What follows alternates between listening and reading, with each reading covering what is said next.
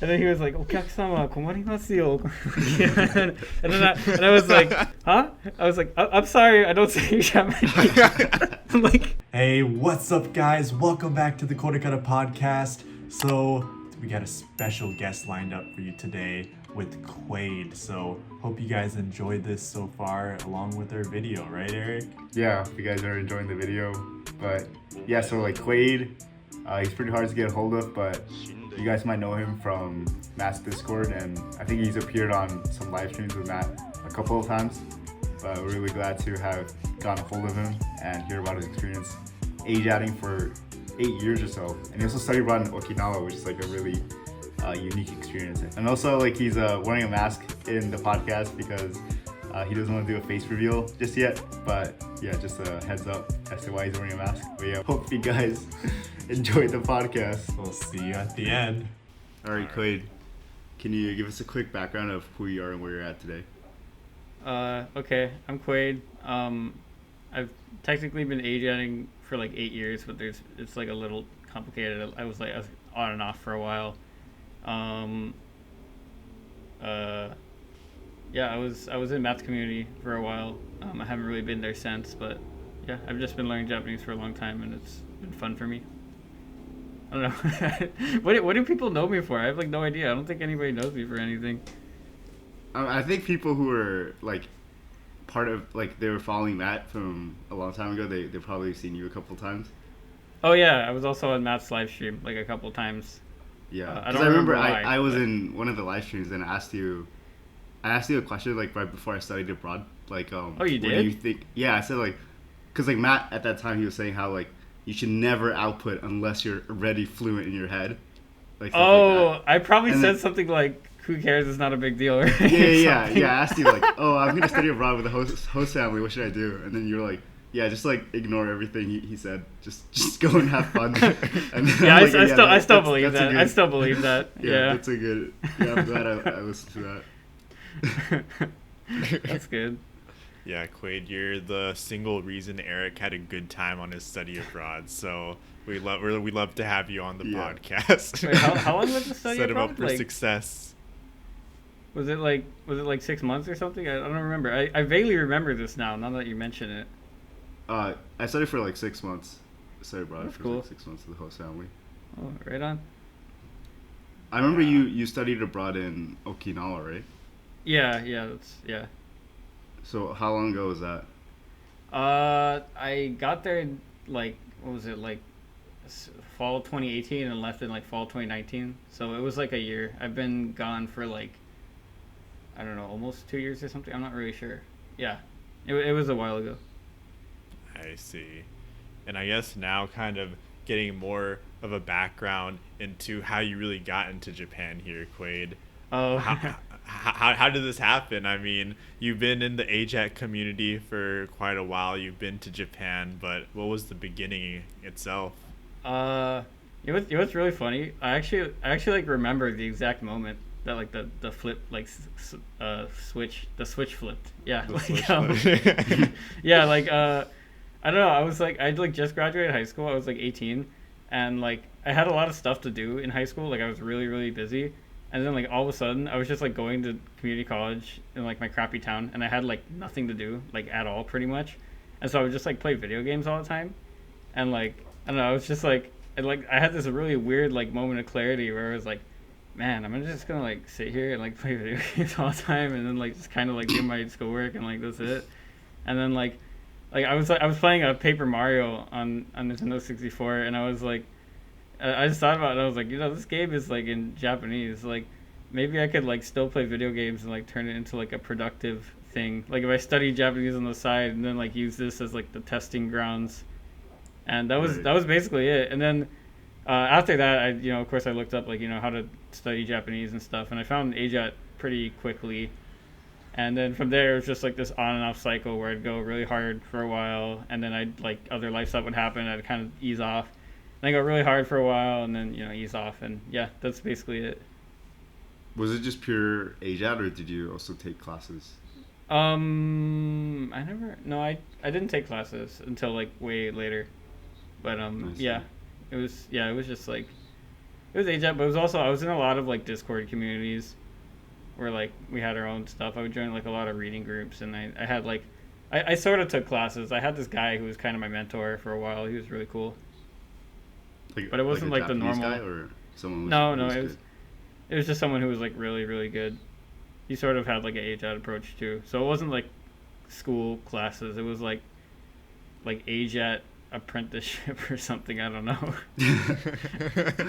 Yeah. I mean, it seemed like Matt had some of that going on. Like he was like helping some people out in the community. Yeah, yeah. Matt was actually the guy who kind of gave me like the final push. I don't know if he knows this or not, but like I was like at that point like when I found Matt's like 3-hour video where I was like getting pretty good, but I wasn't quite over that hump where I'd like consider myself like I could just express like whatever or anything, and like I didn't like I don't know I was getting lazy with it, and then I found Matt's video, and I was like, man, like what am I doing?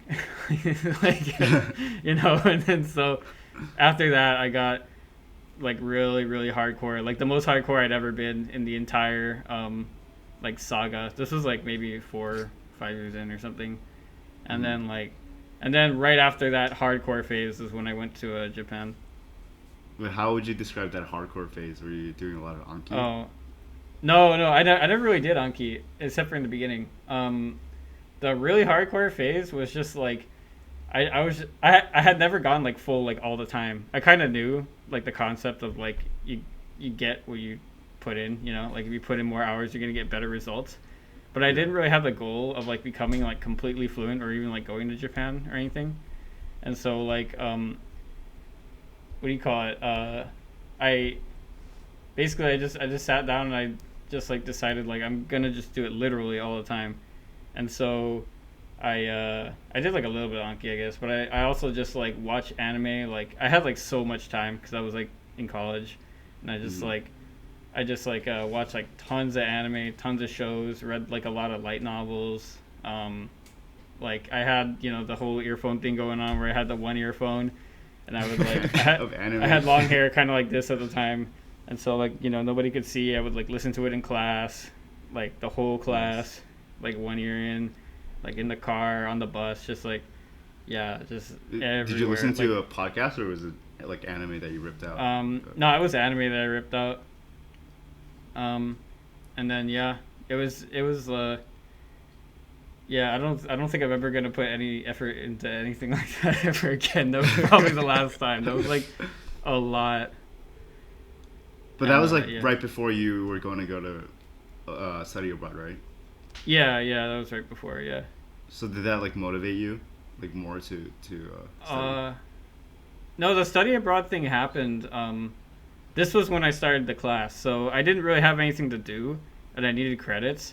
And I was like, I'll just take Japanese, easy win. So I took the Japanese class, and it was like this like I don't know, it was this crappy community college. So like it was like a level 200 or whatever. It was like the highest they had, and I took it, and like obviously like I'd been AJATting for like 5 years at this point, so I came in and like it was it was a whole different thing, and the teacher picked up on it pretty quick, and she was like, we have a study abroad program if you like. I feel like you're like wasting your time here, and I was like, yeah, I guess I'll study abroad because I still didn't know like what I wanted to do or anything, and it seemed like a cool thing to do, and so that was basically how the study abroad thing happened. Did you choose Okinawa or no? They had 2 options. They had Nagoya and Okinawa, but I didn't even know about the Nagoya thing until someone else did it. So I was actually the only one who applied. So it didn't really matter if I was like good or not. I would have got it anyways. Because literally in the end of there was one other person, and then they decided that they wanted to go to Nagoya instead. So I was the only one. Yeah. But I guess while we're on the topic of kind of this whole idea of immersion AJATT versus kind of the classroom approach, because you did end up doing some classroom later on. Yeah. So what would you say is kind of maybe the main differences, and what did you kind of maybe prefer between the two? I don't know. I have like a weird thing. I obviously I prefer immersion. I think immersion's a lot better. But I do think that there is a certain point where like hitting very specific areas in classes will help you. But I think that's like more of an advanced level thing. But at the same time, if you're like someone who like kind of has a hard time getting started with things, I don't know, maybe this goes against like AJATT canon or whatever. I don't really think there's a problem with like taking like level 100, 200 and getting the foundation and then doing like a bunch of immersion. I don't really think that's that big of a deal. Right.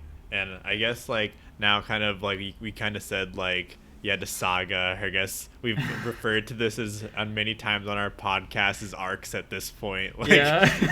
Everybody has those, right? Like everybody has those phases, yeah. Yeah. Yeah. And I guess now kind of like your peak arc when you're really grinding it out, what would you say is like maybe the most hours you put in at that time? Oh my god. I would like regularly do like 10, like easily. And then like, oh wow. Like maybe like 8 active. And like 4 passive was like I was literally like all the time, like not even like I didn't even listen to classes or anything. I would just blow the whole lecture away with my earphone. And, like half listen. Yeah, it was It's like possessed. Yeah, it was. I don't know what happened. It was like really bad. I see. And I guess like now maybe like transitioning to your experience studying abroad in Okinawa, because I think that's like really unique. Most people like decided to study abroad in like at least Honshu. Oh But, yeah. what was your experience studying abroad in Okinawa? I don't know. It was super surreal for probably my case in particular, because I'm from Hawaii. I'm still in Hawaii, so it's like so the scenery, it's so weird because the scenery is like very similar, but it feels like a bizarre world because everybody like because the Okinawan population in Hawaii is like huge. So everybody kind of looks Okinawan here already. So then I go to Okinawa and it's like everybody kind of looks the same, but they're all speaking Japanese, and it felt like really bizarre. Like when I first got there, and then like, you know, there's it's yeah, I don't know, it's a, I don't even know how to say it because I've never really studied in like, I've only visited mainland Japan, so I don't actually know like what the big difference would be. I guess there's less trains. Like I don't know.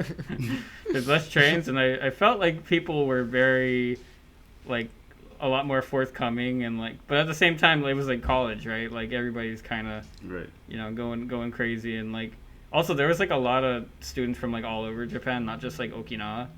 So like I have a hard time gauging like what was actually different other than like the scenery.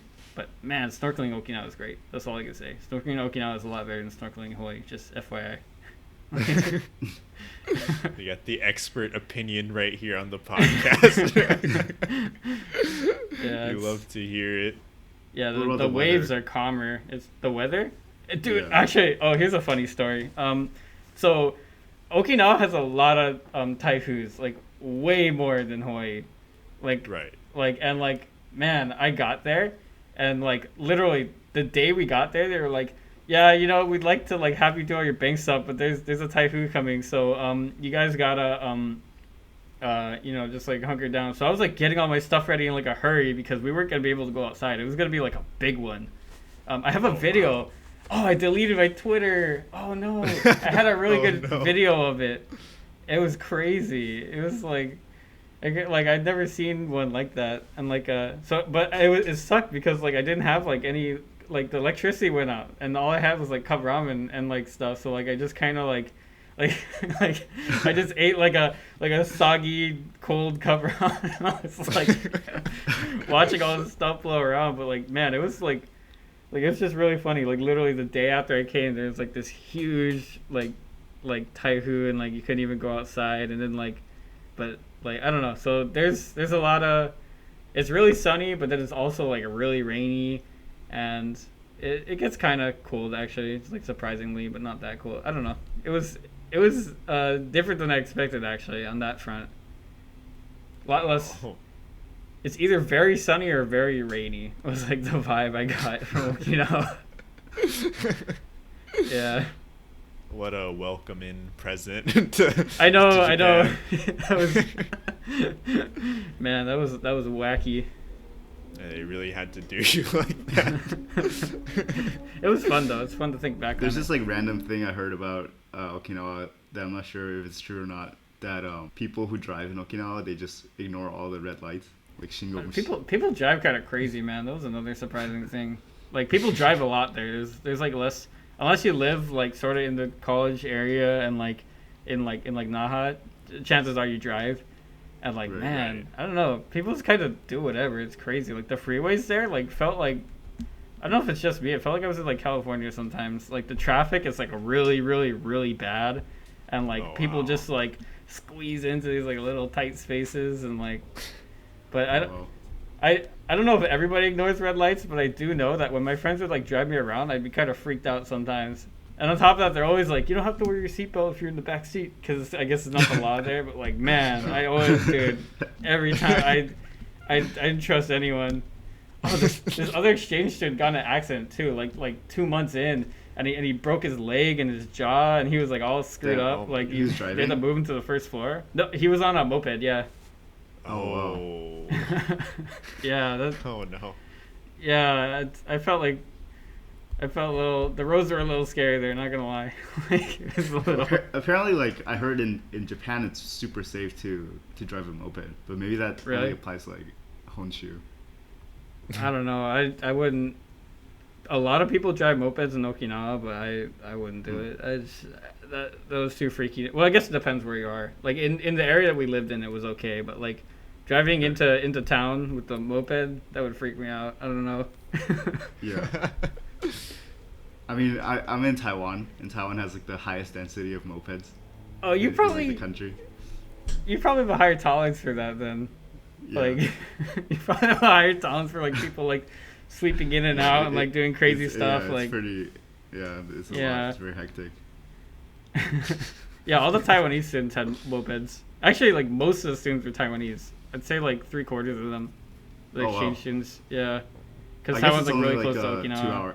2 or 3 hour flight. Yeah, it was like, yeah. So all those guys had mopeds, but I was too scared. I couldn't do it. Wait, so like, Wow. did you feel like your Japanese was better than all the other exchange students? I don't know about that one. There was a for the Western kids, yeah, probably. I say kids, we were like in our 20s, but like yeah, but I don't know, like the Korean students had like pretty much native level. Those guys were like unparalleled, and a few of the Taiwanese students did too. So I don't know. I was like I tested at the like highest level, but I don't think I was the best one. I think maybe I was like compared to the Korean and Taiwanese students, I'd say I was actually like a lot worse. And on top of that, my communication skills weren't very good when I got there. I hadn't really talked a lot to like Right. people in general, so like it took me like maybe like 6 months to actually get used to like speaking to people. So Was there a difficulty with like the accent? I mean the regional dialect. No, not at all. I don't know if it was just my environment, like if it was just because it was like a college environment and like people knew I was foreign and stuff, but like everybody was like straight Hyojingo with me, at least Oh. I see. at least with me. It could be like, like What biased if you perception. went out to like a restaurant and you got like a obachan like talking to you? That happened a few times. It happened with a taxi driver and with like at some restaurants and stuff, but it was pretty rare, and it was only when I was like way out in the boonies. When I was like in the college area and like the city, it was like never Oh. like that. Yeah. I see. So if you're 'Cause I've looking to seen go on, some videos of like Okinawa dialect, and it just sounds like a different language. Like I don't think I can catch a single yeah, word. it can, yeah.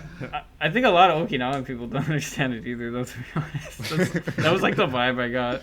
At least that's what people told me. I don't know if it's like how true it is, but I have heard it, and it is like way different. Right. But it also depends if you live in the countryside or like on an outer island. Then yeah, it's gonna be a lot harder.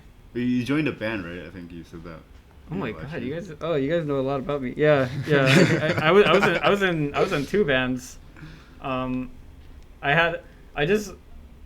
I was like, when I got there, I was like, yo, I'm gonna do like the full course. So like I just joined. I just put like everything on my plate like I possibly could. I did like all the clubs that I could. So I was in like 4 clubs at one point.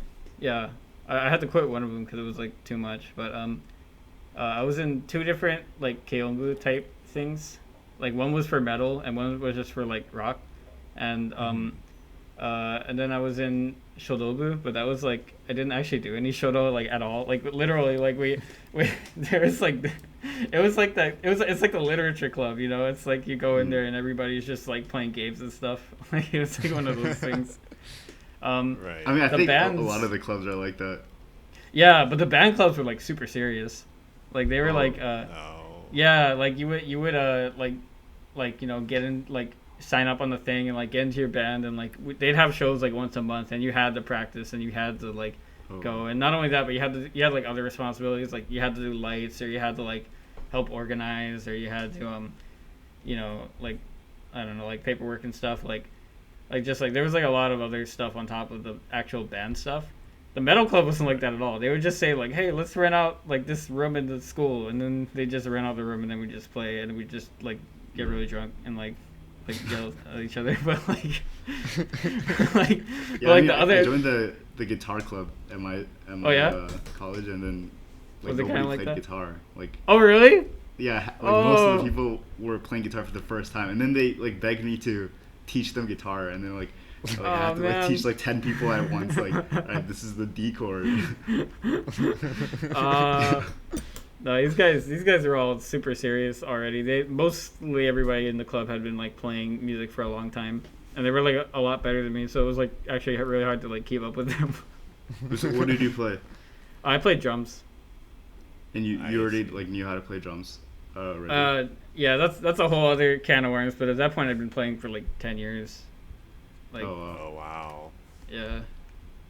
But even then, these guys, but like, you know, like just because I've been playing for 10 years doesn't mean I had like actually 10 years of like good drumming skills. So like, Right. Yeah, I mean, I guess Yeah. the same thing with Japanese. You know, you can Yeah, say yeah. with a lot of people. Right. And how would you say your entire like club experience was then, kind of like Oh my for you God. personally?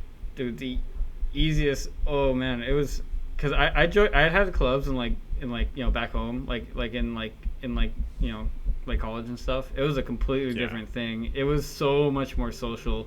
It was so much easier to like meet people and make friends. It was almost like, you know, it was sort of an expectation that you were just sort of required to like go to these like, you know, outings and stuff.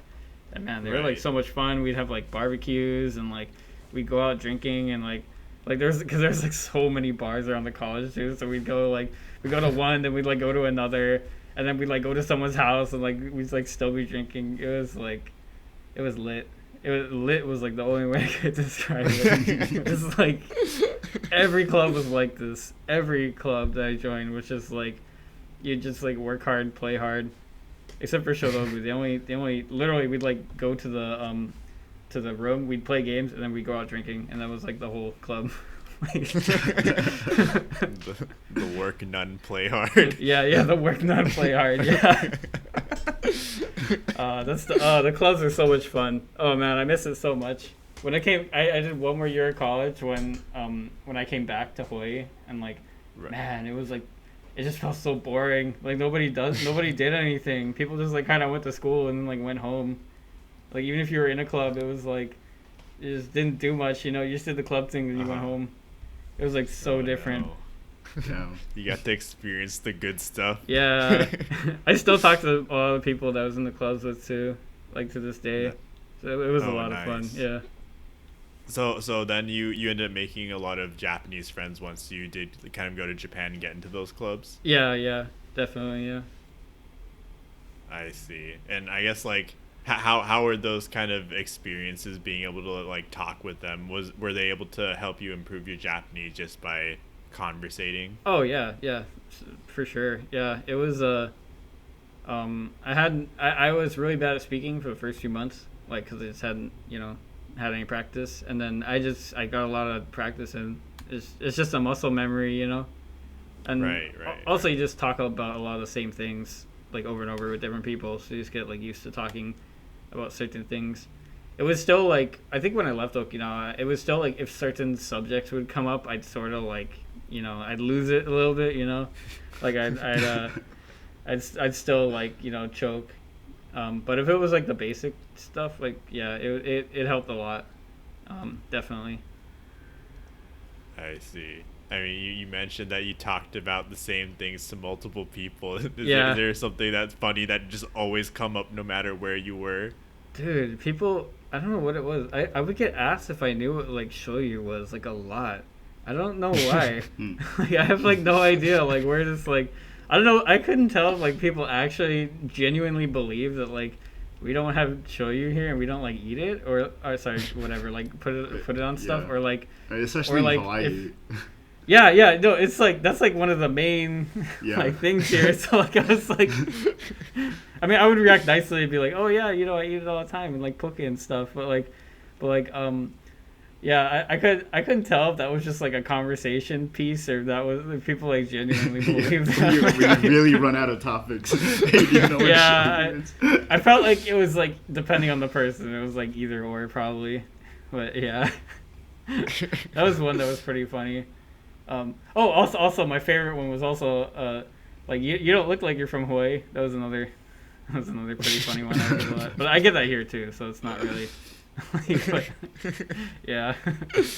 You ever encounter any culture shocks when you first landed in Japan, maybe minus the whole typhoon to begin your journey? This isn't related to language, but one thing, I guess I kind of knew this before I came, but I hadn't really been thinking about it, and then it happened. Like going out to bars with your teachers. That was a little interesting. Like that was really? Yeah, that was a lot of fun though. I wish we did that here. I wish we had a better relationship with our teachers here. I felt that was really cool. Like I knew all my teachers like as a person. Oh wow. Oh wow. I guess one of the other things. I've never heard of that happening like at the school I went to. Maybe it's like oh really? You know, yeah. Friendly. Oh, is that Okinawan maybe. thing? Oh, maybe. Maybe. I don't know, cause yeah, it wasn't just us. Like all the like even the Japanese students in like their own like programs would like do that too. So maybe it is just an Okinawan thing. I don't know.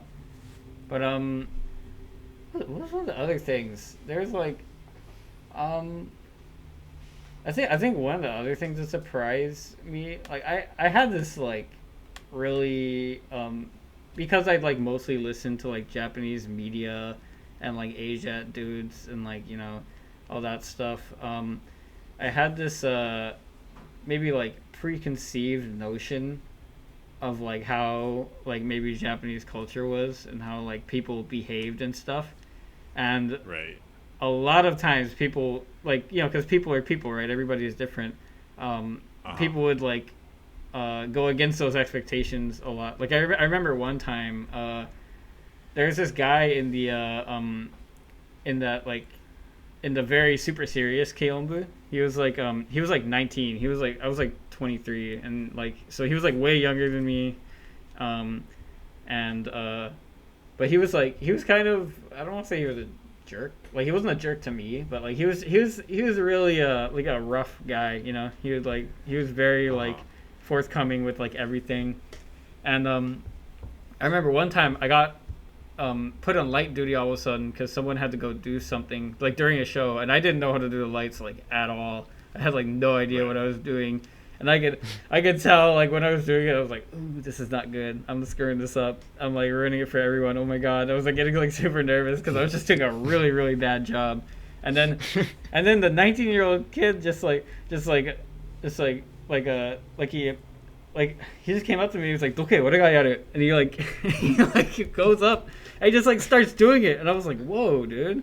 Like, I mean, I know I wasn't doing a good job. You could have been like a little nicer about it than that. Like I don't know. It's just like he like I could tell he didn't care about the senpai like kohai kanke thing, and he didn't care about like you know, like about being mean about it or anything. So that was like one of those things where I was like, oh yeah, I guess like people are different and have different personalities, and they're not always gonna like conform to this like model I have in my head of like how people behave. So that was I guess because I'd read so much about like how Japanese culture was and stuff. Like I think the actual things that surprised me more was the things that like went against what I read rather than like actual like Japanese culture stuff. Well, do you think that was because you weren't Japanese, that he was more willing to? Yeah, probably. Yeah, I'd say that's probably a because there was other people younger than me that would just like talk to me in Tamaguchi too, like all the time. Yeah. So like probably a big factor. Yeah, because like it's still pretty mean. All the Japanese people I met, like, they would like pretty much just mushi all those. Yeah. That's how it was a lot of the time. Yeah. And they liked it because like with foreigners they don't have to like put up a different. Yeah, I got that vibe a lot actually. I remember a lot of people would hang out with me, and I felt like they acted different around me than they. Actually, that's another good one. Yeah. Another good cultural point. Like I felt like sometimes I couldn't tell like who was actually my friend and who just like wanted to like use me as like a soapbox or something. Like it was kind of. Eventually I got a better sense for it, and I think most of the people I was hanging out with in the end were like kind of not like that, but I had to weed through a lot of people at the beginning for sure. I see. Like going through a lot of work coming in. I mean, you were in a lot of clubs too, so yeah. I'm glad I did it though. I'm glad I overloaded myself. Would you say kind of now, after all these experiences, you got to have the full Okinawa experience, would you say you're satisfied with your current Japanese level? Right now, my Japanese kind of sucks. I haven't really been studying, so like compared to like where I was at, like it's just like not that good. So currently right now, I don't have too much time to like put like real effort into it. So I'm slightly unsatisfied, but I'm very satisfied with I still watch a lot of anime, and like I still read a lot, and like I all that stuff. I'm very satisfied with like the idea that like if I see something in Japanese, there's nothing really stopping me, like I like that. It's a nice perk. But as far as like I don't use Japanese at work or like the only time I really like actually use Japanese is when I talk to friends from Okinawa or like friends at UH that friends that in here that like where I was in college with and stuff. Like I have a few exchange student friends, but other than that, I mean I guess I'd say I'm happy that I put in the work and I got a nice thing out of it, but I kind of wish I had more time to study right now so I could like sort of put it back up to like where it was, but I don't know. I'll probably do it when it's actually like expedient for me to get good. Right now me getting good wouldn't really do much for me. I heard that in Hawaii you can like very easily speak Japanese, and there's like people who don't speak English. Yeah, it's true, but it's like like when I was at UH, there's a lot of people. Sorry, UH is University of Hawaii. There was a lot of people like that. Like I lived in the dorms. I lived on this floor where like everybody, well, they were like mostly like Japanese Americans, but they all spoke Japanese with each other, and like they spoke Japanese with me too because like I was just like in the group. I guess it's a long story, but like actually that was probably where my Japanese peaked. Ironically, it was like after Okinawa at UH because like I was like speaking Japanese all the time, like, but yeah, that is true, but at the same time, it's like the thing is like if you're conversationally fluent, that's really all you need in Hawaii. Like after that, and you don't even need it. Like it's not really like that necessary, Like so it's like you have to like actually go out and seek it, like because it is still like an English speaking society. So it's like, and then so like on top of that, like the level I'm aiming for is like, like past the conversational fluent thing. So it's like it wouldn't really like at this point like me studying more wouldn't really improve the quality of any conversation I have with anyone in Hawaii or even that much with my Okinawan friends probably. And like Uh-huh. the only case I can think of is either A, I worked at a Japanese company, or like a company that does a lot of business with Japan, which I don't right now, or B, like I moved Right. to Japan. Those would be like the only two cases where me like getting good would like actually do anything. I guess I like what are see. some of those goals of Japanese right now that you have?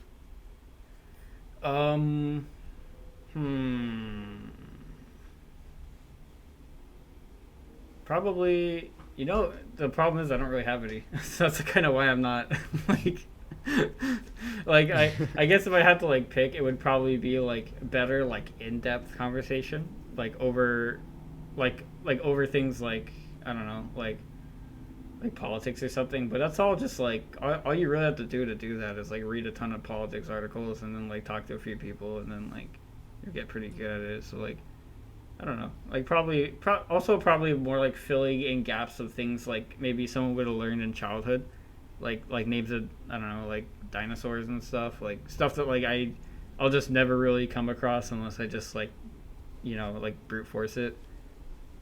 Right. Like I don't know, just things like that. It would probably be the goal. Just being able to sound smarter when I talk like about like actual like like in-depth topics. And I guess kind of maybe closing out here now, what would you have? Do you have any advice for any Japanese learners who are listening to the podcast right now?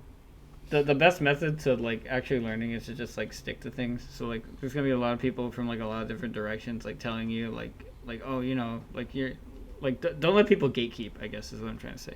There's gonna be a lot of people from a lot of different directions telling you certain things and telling you need to know this or you need to know that. Like just do it for your enjoyment. Don't let people gatekeep. That stopped me a lot when I was learning, and I really should have just focused on like what made me satisfied with my level rather than like impressing other people. Right. It's not like a game. Yeah. Great advice coming from the great Quade. Oh God, jeez, the great Quade. Oof. I don't know about that one, Chief, but thanks. Yeah, but I think it's a good part to close out the podcast here today. Thank you so much for coming on the podcast, Quade, and taking out some time out of your day for us here today. Thank you guys. I really appreciate you guys having me. It was a lot of fun. Yeah, really good time here. So for any of our listeners who are interested, is there any place they can find you, or do you want to be found? I'm on Discord in a lot of places as Quade. I don't know. Like you can find me there. I deleted my social media, so I don't have like a social media. Yeah, just I don't know. If you see me on Discord, you just say hi, and I'll probably like talk. If I don't know. For sure. Well, we'll make sure Quade is on the KoreKara Discord server. Oh, you guys have a Discord server? Oh, we do. Oh, yeah, we got you. Send me a link afterwards. I'll join. Of course. Yeah, thanks. So you got everyone knows where to find Quade. If you want to find him, be sure to also join the Discord server. The link is in the description below. Nice. Yeah. But at the end of all our podcasts, Quade, we have the very special KoreKara message to the listeners, which could be absolutely anything. We are putting you on the spot. Oh, man. And it could be anything, to a funny comment, to a Japanese proverb, to maybe something that just hopped into your mind just now. Okay. I'm working on a website called Japanese Book Club. I don't actually know if I'm going to finish, but if it is finished, check it out. We're going to be doing like it's going to be like an automated thing where it's just like an automated book club, and there's just going to be monthly readings and then discussion. Hopefully I finish it. I'll probably get back to you like a month if it's finished or not. And when it is done, I'll put it in the Discord. So I don't know. I guess I'll just advertise that. It's like a preemptive advertisement for something that isn't finished. For sure. Yeah. Be sure to keep everyone updated on the KoreKara Discord. I'm sure they will be, they're going to be looking forward to it. So once again, Quade, thank you for coming on the show today. It's been a pleasure. Thank you guys for having me. Of course. We'll catch everyone here on the next one then. Peace. All right. Peace. Thanks, guys.